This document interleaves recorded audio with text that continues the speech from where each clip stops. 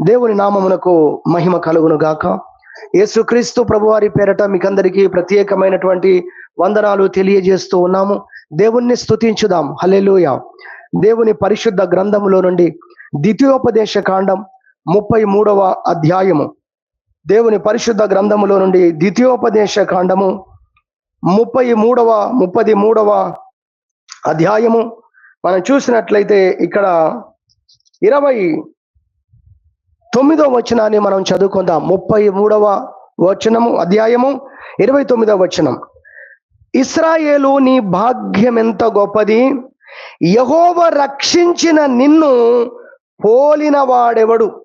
ఆయన నీకు సహాయకరమైన కేడము, నీకు ఔన్నత్యమును కలిగించు ఖడ్గము. నీ శత్రువులు నీకు లోబడినట్లుగా వారు వేషము వేయుదురు. నీవు వారి ఉన్నత స్థలములను త్రొక్కుదువు.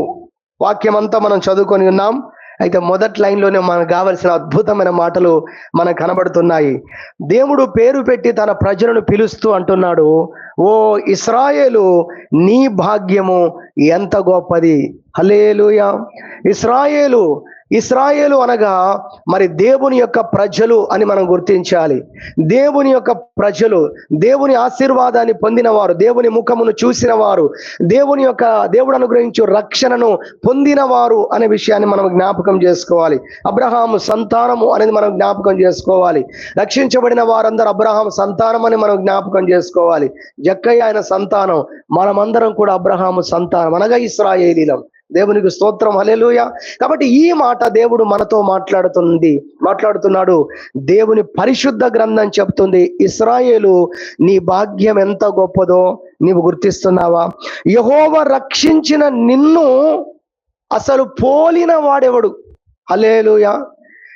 ఇంత గొప్ప మాట బైబిల్ మన గురించి చెప్తుంది, కానీ మనం చెప్పగలమా ఈ మాట? నాకంటే చాలా వాళ్ళే బాగున్నారు ఏంటండి, మాకంటే వాళ్ళ పరిస్థితులే బాగా అనుకూలంగా ఉన్నట్టున్నాయి, వాళ్ళకే ఇంకొక కొన్ని ఎక్స్ట్రా ఉన్నట్టున్నాయి ఏవో అనుకుంటున్నాం. దేన్ని చూసి అనుకుంటున్నాం? ఒకసారి ఆలోచన చేయండి, చెప్పండి ఒకసారి. దేన్ని చూసి? భౌతిక సంబంధమైన వాటిని చూసే కదా మనం చెప్పే ఆ మాట. ఏమాత్రం అనుమానం లేదు కదా. మనం చూసింది అదే, మనల్ని చూసుకుంది అదే.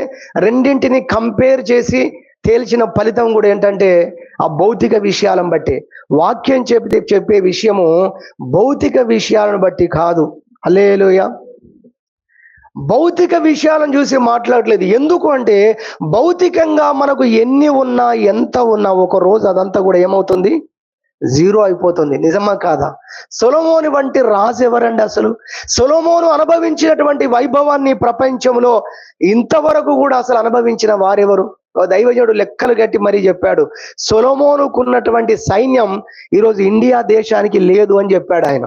మీరు ఆలోచన చేయండి, వాళ్ళకు ఉన్నటువంటి ఆ రోజున్నటువంటి ఆ బలాన్ని బట్టి, ఆ యొక్క మిలిటరీ లేదా సైనికులను బట్టి వారికి ఉన్నటువంటి ఆస్తి ఇంకా మనం చూస్తే సామాన్యమైనటువంటి ఆస్తి కాదు. బంగారాన్ని రాసులుగా పోసిన దినం. సొలొమోను కాలములో వెండి లెక్కకు రాలేదు అని బైబిల్లో రాసింది. వెండిని లెక్కించలేదంట అసలు.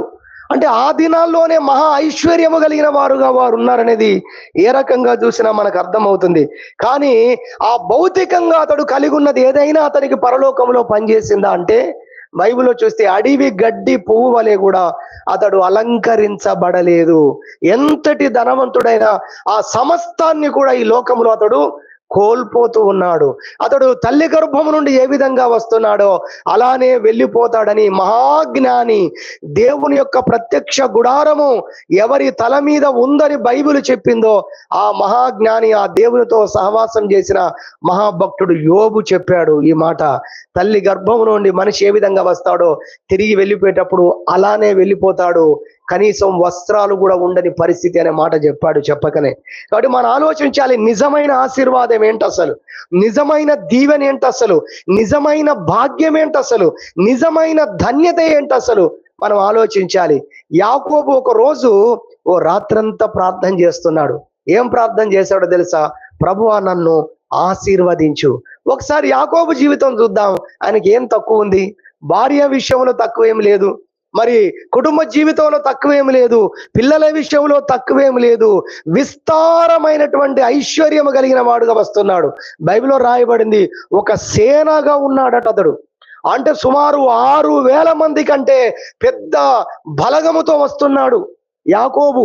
మనం చూసినట్టు దేవుని వాక్యములో మరి అంత గొప్ప ఆ సంపదలతో, సిరి సంపదలతో వస్తున్నాడు. ఆయన అన్నాడు, నేను ఈ నది దాటేటప్పుడు కర్ర చేత పట్టుకొని దాటాను ప్రభువా, ఇప్పుడు ఇంత గొప్ప ఐశ్వర్యం నాకు ఇచ్చావు, మరి ఇంకేంటి. కానీ ఆయన రాత్రి చేసే ప్రార్థన ఏంటంటే, దేవా ఈ రాత్రి నీవు నన్ను ఆశీర్వదిస్తేనే తప్ప.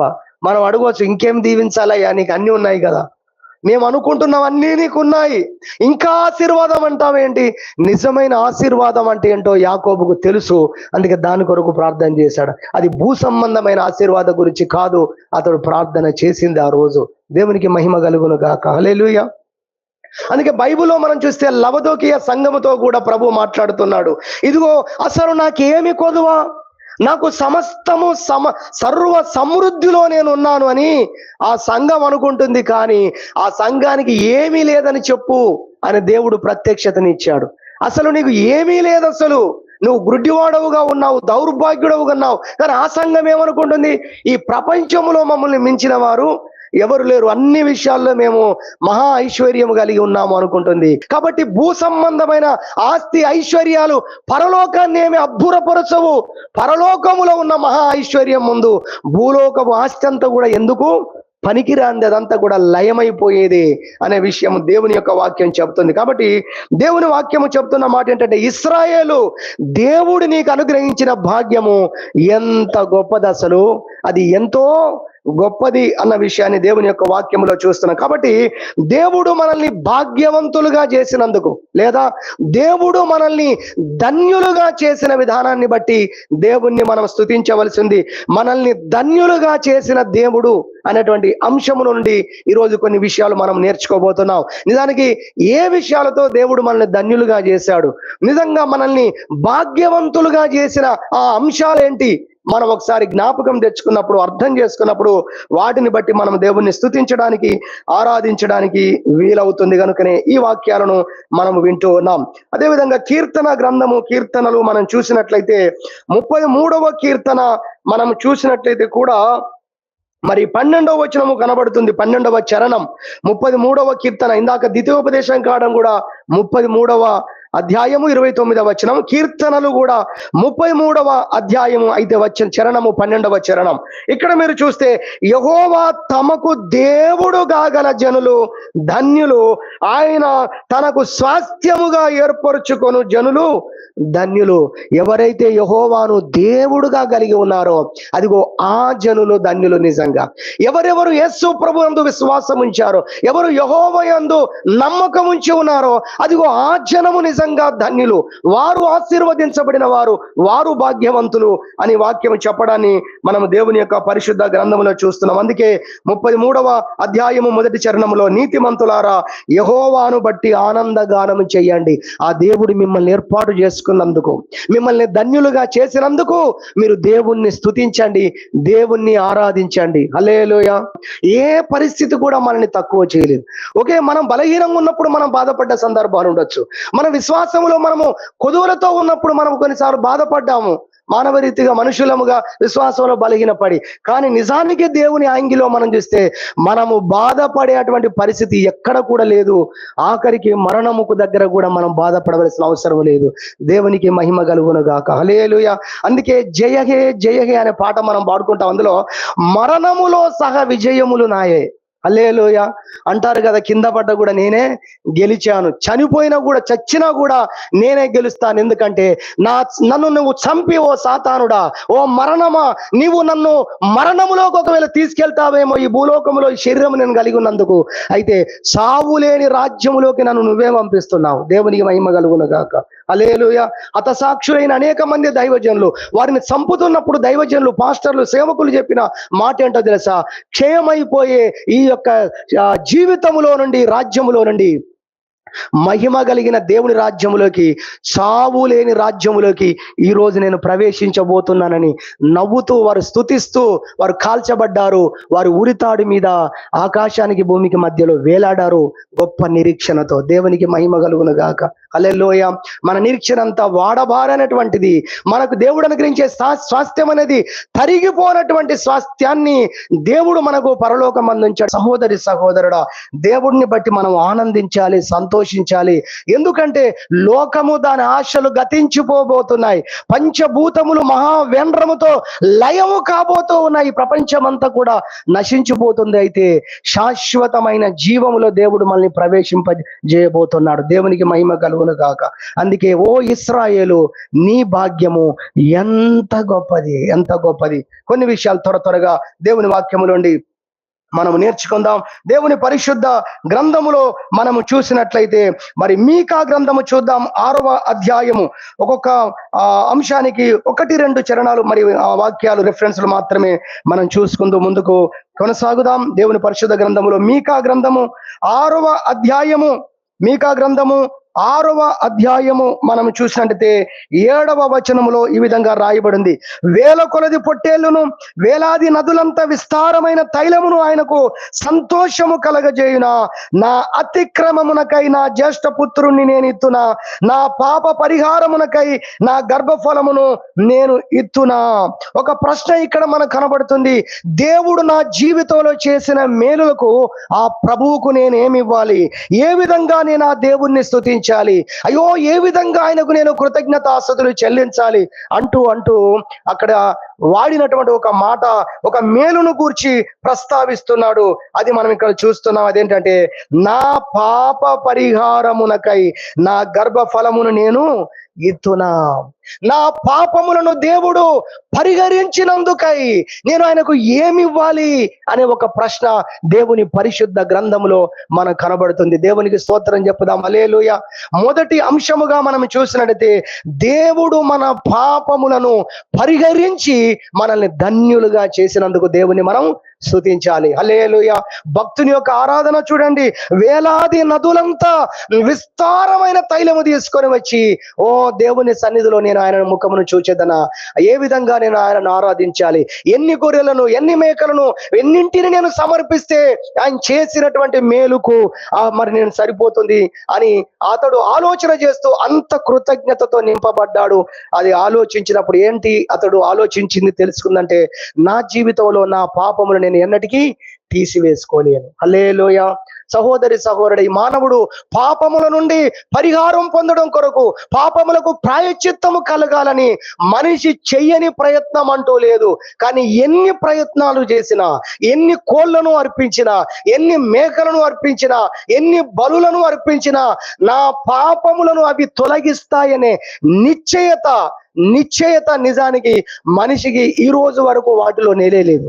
హల్లెలూయా. కానీ వాటిని చేస్తూనే ఉన్నారు. కానీ యేసుక్రీస్తులో మనకు కలిగిన గొప్ప నిరీక్షణ ఏంటంటే, ఆయన రక్తము ద్వారా మన పాపాలకు తప్పకుండా అవి పరిహారం అవుతాయి. ఇక పాప భారము నా మీద ఉండదు. ఇక పాపము యొక్క కాడి కింద నేను ఉండాల్సిన అవసరం లేదు. 100% నా పాపాలన్నీ తొలగిపోయి ఉంటాయి. నా పాపములకు పరిహారం కలిగిందని యేసయ్యను చూసినప్పుడే ప్రతి మనిషికి ఒక నిరీక్షణ కలుగుతుంది, నిజమైన ధైర్యం కలుగుతుంది. ఎందుకో తెలుసా? ఆయన యొక్క రక్తము పవిత్రమైన రక్తము. ఆయన పరిశుద్ధుడైన దేవుడు. దైవ కుమారుని యొక్క రక్తము ద్వారా అసలు పాపక్షమాపణ ఉండదని ఎవరు అనుకుంటారు? హల్లెలూయా. ఈ విషయమే ప్రపంచానికి ఈరోజు తెలియవలసింది. దేవుడు శరీరధారిగా భూమి మీదకి వచ్చి ఆయన పరిశుద్ధ రక్తము చిందించడం ద్వారా లోక పాపములు మొత్తము కూడా పరిహారం అయ్యాయనే విషయం ఈరోజు ప్రపంచానికి చెప్పవలసింది. అదే నిజమైనటువంటి సువార్త. హల్లెలూయా. ఆ రక్త ప్రోక్షణము గావించబడటం ద్వారానే మనిషి పరిశుద్ధుడై పరలోకములో అడుగు పెడతాడు అనేదే ఈ ప్రపంచానికి ఈరోజు తెలియాలి.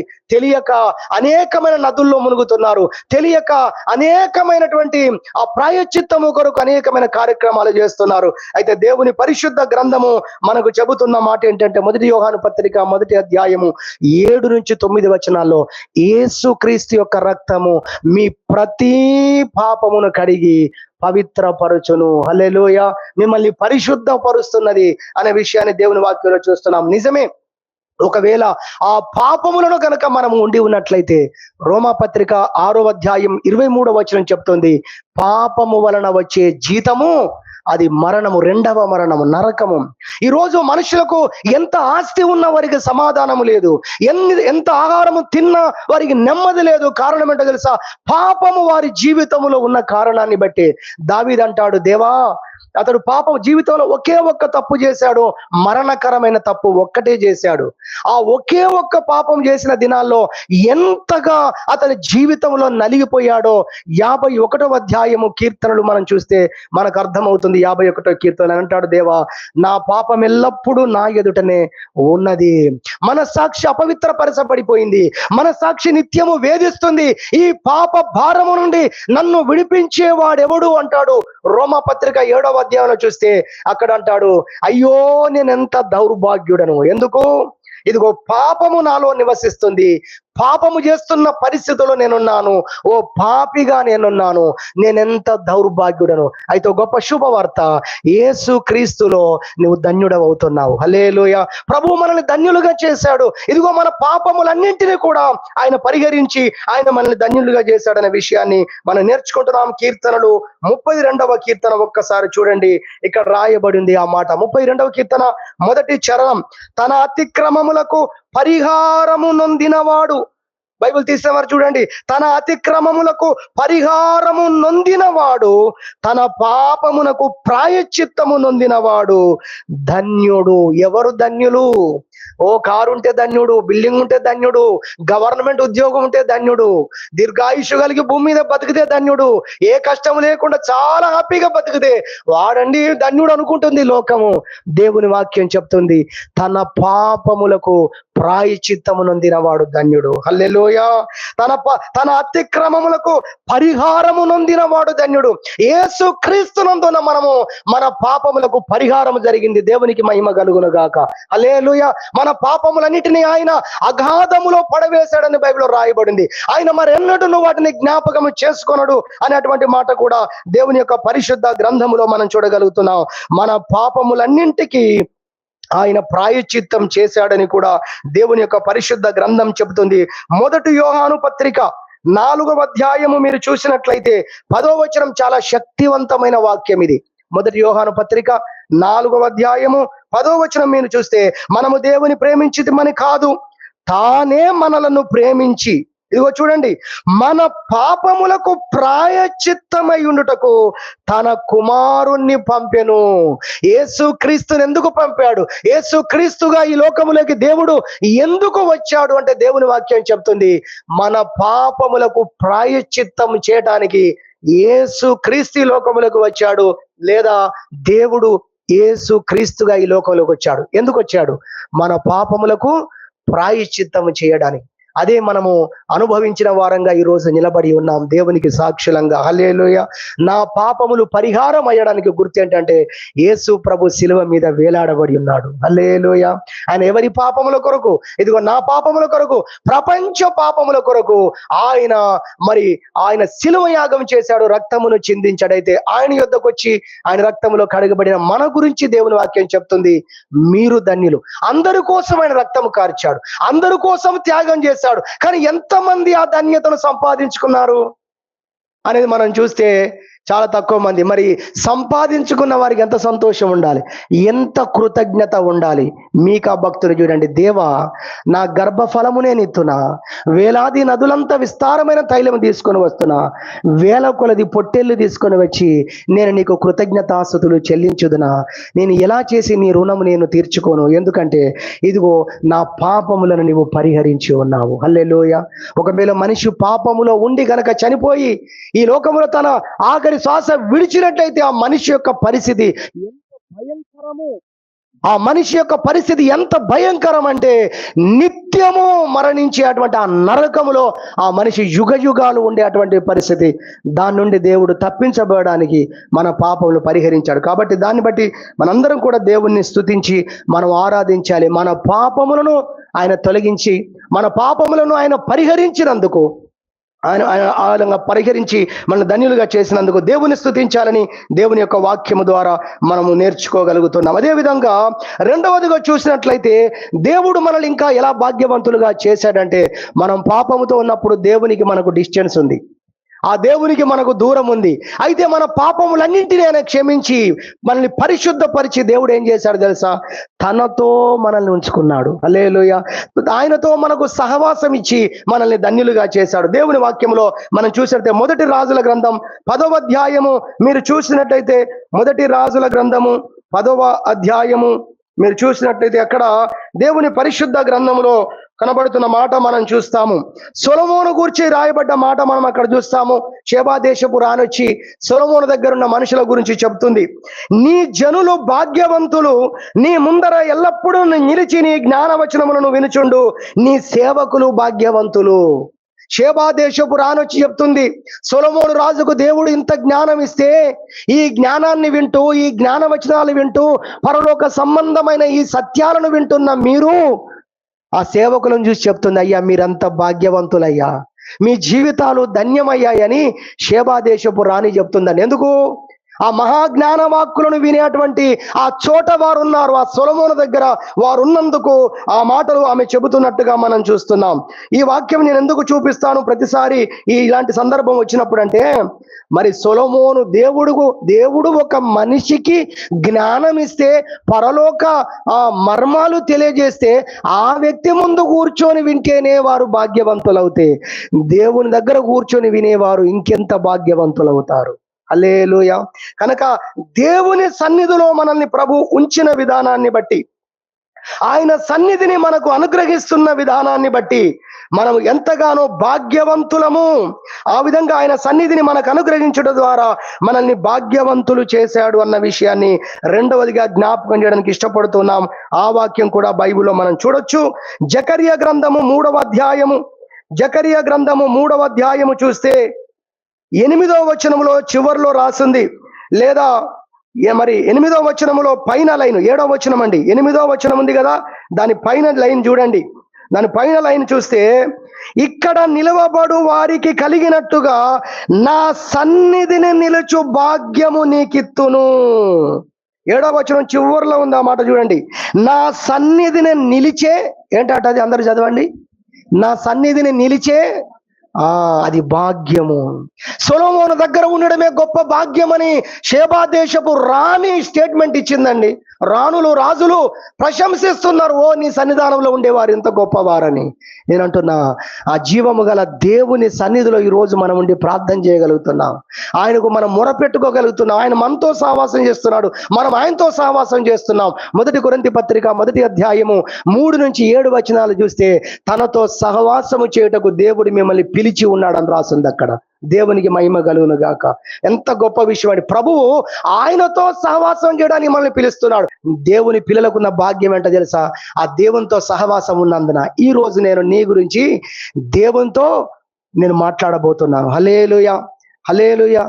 దేవుని పరిశుద్ధ మరి ఈ గ్రంథంలో చూస్తే ఇలాంటి అనేక అద్భుతమైన విషయాలు ఎన్నో ఉన్నాయి. గురువారం రోజున హైదరాబాద్ పట్టణంలో ఒక బాబు, ఆయన బైబిల్ ట్రైనింగ్ చేశాడు. మరి వచ్చిన తరువాత నుండి జ్వరం ఆయనకు దాదాపు 11 రోజుల నుండి హాస్పిటల్లో జ్వరంతో బాధపడుతున్నాడు. ప్లేట్లెట్స్ 25,000కు పడిపోయాయి. అది గురువారం రోజు ఫోన్ చేసి, ఫోన్లో ప్రార్థన చేయించుకుంటామని చెప్పారు మాకు. వాళ్ళు ఫోన్ చేస్తామని వెయిట్ చేశాము, కానీ వాళ్ళు ఫోన్ చేయలేదు. సరే, శుక్రవారం రోజున మొన్నటి దినమున రాత్రి ప్రార్థనలో ఉన్నాం. అనేక అంశాల గురించి ప్రార్థన చేస్తూ ఆల్ నైట్ లో ఉండగా రాత్రి 1:10 వాళ్ళు ఫోన్ చేశారు. ఐసీయూలో ఉన్నారు. ఆ యవనస్తుడు బైబిల్ ట్రైనింగ్ చేసి వచ్చాడు. 25,000 ప్లేట్లెట్స్ తో ఉన్నాడు. ఎందుకు జ్వరం తగ్గట్లేదో డాక్టర్లకు అర్థం కావట్లేదు. 1:15 మరి దేవుని కృపను బట్టి ఆ రాత్రి ప్రార్థన చేశాం. తెల్లవారి 1,15,000 వచ్చాయండి ప్లేట్లెట్స్. అంటే నిన్న. దేవుని మహిమ కలుగును గాక. అసలు ఆశ్చర్యం, అసలు అలా జరగదు. 20,000 30,000 అలా ఇన్స్టాల్మెంట్ గా రావాలి. అసలు 1,15,000 ప్లేట్లెట్స్ వచ్చాయి. మరి ఎంతో ఆరోగ్యాన్ని పొందుకున్నాడు. మరి డాక్టర్లు మరి పొద్దున్నే జెండలవాడికి పంపించేసి మధ్యాహ్నం సాయంకాలం అన్ని ఫార్మాలిటీస్ పూర్తి చేసి నిన్న రాత్రి కాల సమయంలో మరి 10 గంటలకు 10:30 లేదా 10:11 సమయంలో ఫోన్ చేసి, మేము ఇంటికి వచ్చామన్నయ్య, దేవుని మహాకృప, మీరందరూ ప్రార్థన చేశారు, ఆయన కృప, మరి బాబు ఇప్పుడు ఇంట్లో ఉన్నాడు. ఆ బాబుతో కూడా నేను మాట్లాడాను. ప్రభు మహిమ కలుగును గాక. నేను నీ గురించి దేవుని దగ్గర దేవునితోనే మాట్లాడతాననే భాగ్యం నేను అంటున్నా ఈ ప్రపంచంలో ఎవరికి ఉంది? మనకు తప్ప. అవునా కాదా చెప్పండి? అంగీకరిస్తారా దీన్ని? అందుకే మనకు కలిగిన భాగ్యాన్ని బట్టి దేవుణ్ణి స్తుతించాలి. దేవునితో సహవాసం చేసే భాగ్యం. జకర్యా గ్రంథం 3వ అధ్యాయంలో మనం చూస్తున్నాము, నా సన్నిధిన నిలిచే భాగ్యము ఇదిగో నేను నీకు ఇస్తున్నాను. దేవుడు నీతో నాతో చెబుతున్న మాట, నీకు ఇచ్చి ఉన్నాను నేను. ఆ కృతజ్ఞత ఉందా? మీకా భక్తుని చూద్దాం. అయ్యా, నీవు నన్ను ఇంత గొప్పగా దీవించావు, ఇన్ని మేలులు చేశావు, నేను ఏమిచ్చి నేను నీ రుణం నేను తీర్చుకోవాలయ్యా? ఎలా నిన్ను ఆరాధించాలి? ఎలా నేను నిన్ను స్తుతించాలి? చాలాసార్లు మనం ఏం కలిగి ఉన్నామో మనకు అర్థం కాదు. చిన్న ఉదాహరణ చెప్తాం, పోలికేం సరిపోదు కానీ చిన్న ఉదాహరణ. కొన్నిసార్లు పెద్ద పెద్ద సెల్ ఫోన్లు కొంటూ ఉంటారు, పెద్ద పెద్ద సెల్ ఫోన్లు కూడా వాడుతుంటారు పెద్దవాళ్ళు. కానీ వాళ్ళకి అందులో ఏమున్నాయో అవి ఏం చేస్తాయో కూడా తెలియదు. అరే వాళ్ళు కొనుక్కోపోవచ్చు, ప్రేమతో కుమారులు కూతుర్లు గిఫ్ట్ ఇవ్వచ్చు, నేను దాన్ని ఏమనట్లేదు, అది కాదు అంశం ఇక్కడ. అయితే మనకు కూడా మనం వాళ్ళే పెద్దవాళ్ళే కాదు, చదువురాని వాళ్ళే కాదు, మనము ఇంత చదువు చదివామనుకో, అన్ని తెలుసు అనుకున్న మనకు కూడా ఇది ఏం చేస్తుందో ఇంకా అన్ని మనకు పూర్తిగా తెలుసా? తెలియదు. తెలియని కొన్ని మీకు చెప్తాం, కావాలంటే తర్వాత కలవండి, స్తోత్రం చెప్పుదాం. హల్లెలూయా. సహోదరి సహోదరుడా, మనం ఆలోచన చేయాలి, మనం ఏం కలిగి ఉన్నామో నిజానికి మనకు తెలియదు. మనకి ఎంత భాగ్యము దేవుడిచ్చాడో మనకు తెలియదు. బైబుల్ అరిచి కేకలేస్తుంది, ఓ ఇశ్రాయేలు జనులారా, మీ భాగ్యము ఎంత గొప్పదయ్యా, భూమి మీద మీ వంటి వారు ఎవరు? అందుకే మనం చక్కగా పాట పాడుకున్నాం. కష్టాలున్నా, శ్రమలున్నా, అనారోగ్యాలున్నా, పరిస్థితులు ఏమైనా, ఎంతైనా నేను చెప్పాలి, మీరు ఎంతైనా మేము ధన్యులం. హల్లెలూయా. మా పాపాలు పరిహరించి మమ్మల్ని ధన్యులుగా చేశాడు. చస్తే పరలోకం పోతాం మేము, అందుకు మేము ధన్యులం. నువ్వు పోతావా? నీ పాపాలు పరిహరించబడ్డాయా? దేవుని మహాకృప, ఆయన కనికరం నా మీదకి వచ్చింది, ఆయన కృప నా మీదకి వచ్చింది, నన్ను పరిశుద్ధపరిచాడు, నన్ను క్షమించాడు. అందుకే బాప్తీసం తీసుకున్నప్పుడు వాళ్ళ సంతోషం ఏమో కానీ మా సంతోషం ఎక్కువ అవుతుంటుంది. అక్కడ పాట పాడుతుంటారు, ఆ చిన్నప్పటి నుంచి ఆ పాట, ఈ సంతోషము నీకు కావాలన్నా నేడే యేసు నొద్దకు రమ్మో. ఎంత సంతోషం అండి ఆ బాప్తీస అనుభవాలు. ఆ లోకంలోకి వెళ్ళినప్పుడు, ఆ వాతావరణంలోకి వెళ్ళినప్పుడు ఎంత సంతోషం, ఎంత ఆనందం. నా పాపాలు పరిహరించబడ్డాయి, మరణ దూత నన్ను దాటిపోయాడు, పాపమునకు మా మీద అధికారము లేదు, పాపానికి మరణానికి అధికారి అయిన మరణపు ముళ్ళు అయినటువంటి ఆ యొక్క పాపము, ఆ పాపాన్ని జయించి అపవాదికి ఇప్పుడు వానికి నాకు ఏ సంబంధం లేదు. హల్లెలూయా. యేసుతో సంబంధం ఈరోజు నాకు కలిగింది, అందుకు నేను ధన్యుణ్ణి. 2వ పాయింట్లో మనం ఉన్నాం. ఆయనతో మనకు సహవాసం ఇచ్చినందుకు మనం ధన్యులుగా చేశాడు. నా సన్నిధిలో నిలిచే భాగ్యం నేను నీకు ఇచ్చి ఉన్నాను నా కుమారుడా అని ప్రభు ఈరోజు నీతో నాతో మాట్లాడుతున్నాడు. ఇది 2వదిగా దేవుని వాక్యములో మనం చూస్తున్నాము. 3వదిగా మనం చూసినట్టయితే సమయం అయిపోతుంది, త్వరగా చూద్దాం కొన్ని విషయాలు. 3వదిగా చూస్తే పేతురు రాసిన పత్రిక 1వ అధ్యాయము, 1 పేతురు పత్రిక 1వ అధ్యాయము మనం చూసినట్టయితే 7వ వచనములో మనం చూస్తాము. 7వ వచనములో మనకు కనబడుతుంది దేవుని పరిశుద్ధ గ్రంథములో ప్రభు మనకేమిచ్చాడు చూడండి. నశించుపోవు సువర్ణము అగ్ని పరీక్ష వలన శుద్ధపరచబడుచున్నది కదా, దానికంటే అమూల్యమైన మీ విశ్వాసము ఈ శోధనల చేత పరీక్షకు నిలిచినదై యేసుక్రీస్తు ప్రత్యక్షమైనప్పుడు మీకు మెప్పును ఘనతయు మహిమయు ఘనతయు కలుగుటకు కారణమగును. ఏం చెప్తున్నాడు ఇక్కడ? సువర్ణము కంటే విలువైన విశ్వాసాన్ని మీకు ఇచ్చాడు, బంగారము కంటే విలువైన విశ్వాసము నాకు ఇచ్చాడు దేవుడు. అలా నన్ను భాగ్యవంతుడిగా చేశాడు. దేవునికి మహిమ కలుగును గాక. హల్లెలూయా. ఎంత విశ్వాసం ఉంటే ఇప్పటి నుండి కొలుచుకోండిగా, అంత మీరు భాగ్యవంతులు. ఎన్ని తులాలు ఉంటే అంత భాగ్యవంతులు లోకం చెప్తున్నమాట. దాని అంతమేంటి? ఇక్కడే వదిలిపెట్టిపోతావు. నువ్వు అడిగిపోయినప్పుడు ఏముండదు నీ దగ్గర, పావు తులం కాదు కదా, అసలు చటాక్ కూడా ఉండదు నీ దగ్గర. కానీ విశ్వాసముతో ఉంటే పరలోకంలో ప్రవేశించగలవు, అది నీకు టికెట్. హల్లెలూయా.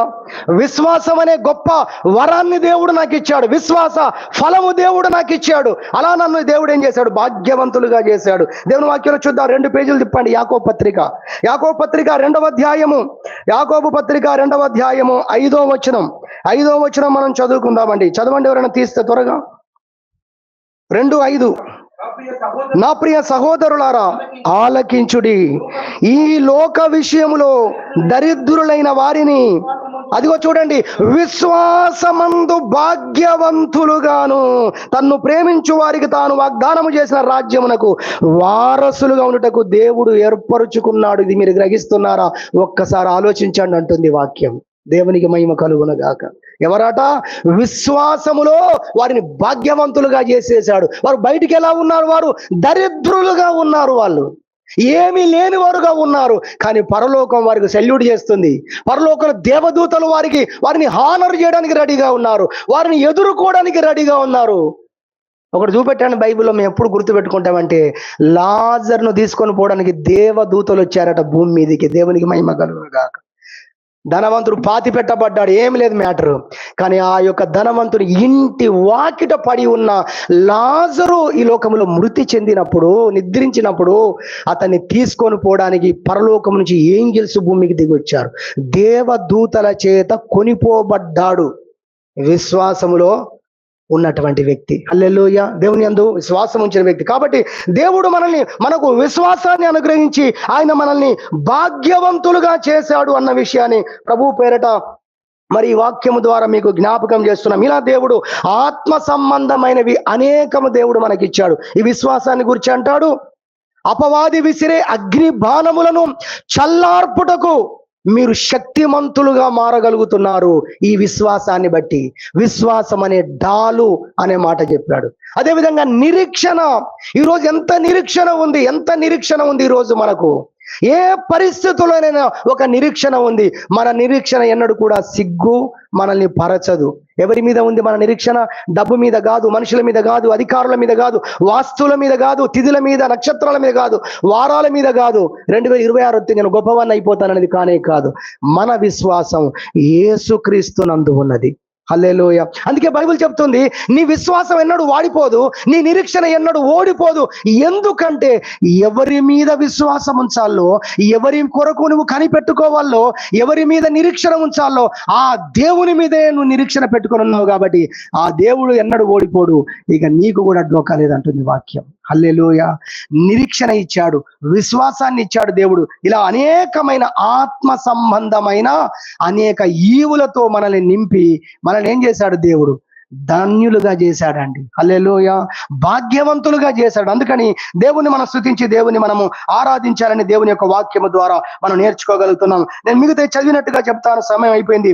మరి తిమోతి పత్రిక మీరు చూసినట్టయితే, మొదటి తిమోతి పత్రిక 4వ అధ్యాయం 8వ వచనంలో చెప్తుంది, ఇప్పటి జీవం విషయంలోను రాబోయే జీవం విషయంలోను నీకు ఎక్కడ కూడా మరి లోటు లేకుండా, కొదువ లేకుండా, అంటే బతికినన్ని దినాలు భూమి మీద, నువ్వు చనిపోయిన తర్వాత కూడా నీవు మహాభాగ్యముతో నిత్యము భాగ్యవంతుడుగా ఉండేటువంటి ఆ జీవితాన్ని, ఆ స్థితిని దేవుడు నీకు ఇచ్చాడు. దేని ద్వారా అంటే క్రీస్తు యేసునందలు ఉన్నటువంటి దైవ భక్తి ద్వారా అంటుంది వాక్యం. హల్లెలూయా. మీరు చూడండి అక్కడ వాక్యంలో ఉంది, దైవ భక్తి. యేసు క్రీస్తునందు మనము చేసే ఈ భక్తి మనల్ని ఇప్పటి జీవం విషయంలో కూడా మనకేమి కొరత ఉండదు. మనం చేసే భక్తి, ప్రభువునందు మనం చేస్తున్న ప్రార్థనలు, మనం ఆయన మీద ఉంచుతున్న విశ్వాసాన్ని బట్టి ఈ లోకములో కూడా మనకేమి తక్కువ కాదు. మనకు అవసరమైన ప్రతిదీ ఆ భక్తిలో నుండి ప్రభు మనకు అనుగ్రహిస్తాడు. ఆ భక్తి ద్వారా అన్నిటిని మనం స్వతంత్రించుకుంటాం. అంతేకాదు, ఈ లోకాన్ని విడిచిన తర్వాత కూడా పరలోకములో సమస్తము మనము సంపాదించుకునే ఆ భక్తిని దేవుడు మనకిచ్చాడు. హల్లెలూయా. సహోదరి సహోదరుల, దేవుడు మనకిచ్చిన నిరీక్షణ, ప్రభువునందు మనకున్నటువంటి విశ్వాసం ఎంత గొప్పది, మనల్ని ఎంత గొప్ప భాగ్యవంతులుగా దేవుడు చేశాడు మనం ఆలోచించాలి. ఆత్మ సంబంధమైన ప్రతి విధమైన ఐశ్వర్యంతో దేవుడు మనల్ని నింపాడు. విశ్వాసమైన డాలిచ్చాడు, నిరీక్షణను ప్రభు మనకిచ్చాడు. ఇలా మనం చెప్పుకుంటూ పోతే అనేకమైన విషయాలు దేవుని యొక్క వాక్యాలు ఉన్నాయి. దైవ భక్తిని దేవుడు మనకు అనుగ్రహించాడు. మనకు దేవుడిచ్చిన భక్తి ఇప్పటి జీవం విషయంలోను, రాబోయే జీవం విషయంలోను, అన్ని విషయాల్లో మనకు ప్రయోజనకరమైన భక్తిని దేవుడు మనకు నేర్పించాడు. అదేవిధంగా 5వదిగా దేవుడు తన యొక్క శ్రేష్టమైన పరిశుద్ధమైన వాక్యాన్ని ఇచ్చాడు. హల్లెలూయా. ఓ ఇశ్రాయేలు, నీ భాగ్యం ఎంత గొప్పది. ఏ జనమునకు ఆయన ఇలాగు చేసి ఉండలేదు. ఆయన తన వాక్యమును నీకు బయలుపరిచెను అని 147వ కీర్తనలో మనం చూస్తాము. ఆయన ఏ జనానికి ఇవ్వలేదు, మీకు ఇచ్చాడు తన వాక్యాన్ని. పరలోకములో ఉండే ఆ వాక్యము, దేవుని మనస్సులో గుండెల్లో ఉన్న ఆ మాటలు ఈరోజు మన చెవులతో మనం వినగలుగుతున్నాము. దేవుని మహిమ కలుగును గాక. కాబట్టి 5వదిగా దేవుడు తన యొక్క శ్రేష్టమైన వాక్యాన్నిచ్చి మనల్ని భాగ్యవంతులుగా చేశాడు. 6వది, దేవుడు మనకు కృప ఇచ్చాడు. ఎంత గొప్పదో తెలుసా ఈ కృప? బైబిల్ రాస్తుంది, జీవము కంటే ఉత్తమమైన కృపనిచ్చాడట. ఏంటి జీవము కంటే ఉత్తమమైంది. చచ్చిపోతే ఎవరైనా లేపగలరా? ఆలోచించండి. దానికంటే, జీవము కంటే కూడా ఉన్నతమైనటువంటిది కృప యొక్క విలువ. అసమర్థులను సమర్థవంతులుగా నిలబెట్టేది, అయోగ్యులను యోగ్యులుగా నిలబెట్టేది. ఇదిగో ఈ దీనుడైన మనలందరినీ కూడా ఆయన కృప చేతన ఈరోజు నిత్య జీవానికి వారసుడిగా చేశాడు. దేవుని మహిమ కలుగును గాక. హల్లెలూయా. 7వదిగా దేవుడు తన ఆత్మ చేత మనల్ని నింపాడు. ఈరోజు మనం ఒంటరి వారం కానే కాదు. అప్పట్లో విన్నాం ఈ సబ్జెక్టు. ఎవరు ఒంటరి వారంటే నిజానికి దేవుడు లేని వారు ఒంటరి వారు. గుర్తుపెట్టుకోండి ఈ మాట. హల్లెలూయా. దేవుడు లేనివాడే నిజమైన ఒంటరితనం అంటే ఏంటో.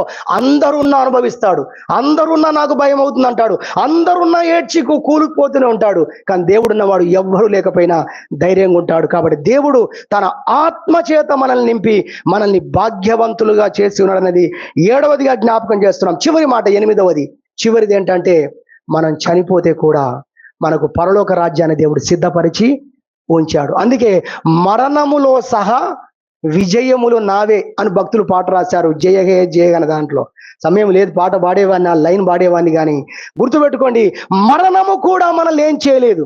ఈ లోకములో ఉన్న వారందరినీ మరణము దరిద్రులుగా, శాపగ్రస్తులుగా, ఎంత దారుణం అంటే వారు మరణించిన రోజు ఇక్కడ భూమి మీద ఏడుపు కాదండి. అసలు వాళ్ళ రక్షణ లేని వ్యక్తి యొక్క మరణం, ఆ రోజు, ఆ చనిపోయిన రోజున వారు నరకములో పడ్డప్పుడు అసలు అంతకంటే ఇంకొక ఘోరం లేదండి.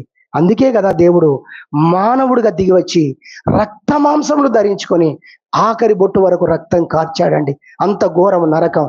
అయితే దేవుని మహాకృప, ఆయన యందు మనకున్న భాగ్యం ఏంటంటే, మన ఇక్కడి ఆఖరి రోజు పరలోకములో క్యాలెండర్లు లేని రాజ్యములో మొదటి రోజుగా మారబోతుంది. హల్లెలూయా. యుగాయుగాలు జీవించే జీవితంలో అదే మన మొదటి రోజు. అదే ఆ రోజు మనకు పట్టాభిషేకం జరగబోతుంది. కాబట్టి మరణము కూడా మన దేవుడు మనకిచ్చిన మహిమను తగ్గించలేదు. ఇంకా చెప్పాలంటే, ఈ తగ్గిపోయే మహిమలో నుండి తగ్గిపోని మహిమలో అడుగు పెడతాం. నశించిపోయే, క్షయమైపోయే, రోగాల చేత బాధింపబడే ఈ శరీరాన్ని విడిచిపెట్టి మహిమ కలిగిన దేవుడిచ్చే దేహాన్ని మనము ధరించుకోబోతూ ఉన్నామంటే నిజంగా దేవుడు ఎంత గొప్ప భాగ్యానికి మనల్ని వారసులుగా చేశాడు. అందుకే మనం వింటున్నాం, ఓ ఇశ్రాయేలు, నీ భాగ్యము ఎంత గొప్పది, దాన్ని గుర్తించి నువ్వు దేవుని స్తుతించు అంటుంది వాక్యము. ఈ వాక్యం మనందరి వినికిడిలో దేవుడు దీవించును గాక. ప్రార్థన చేసుకుందాం.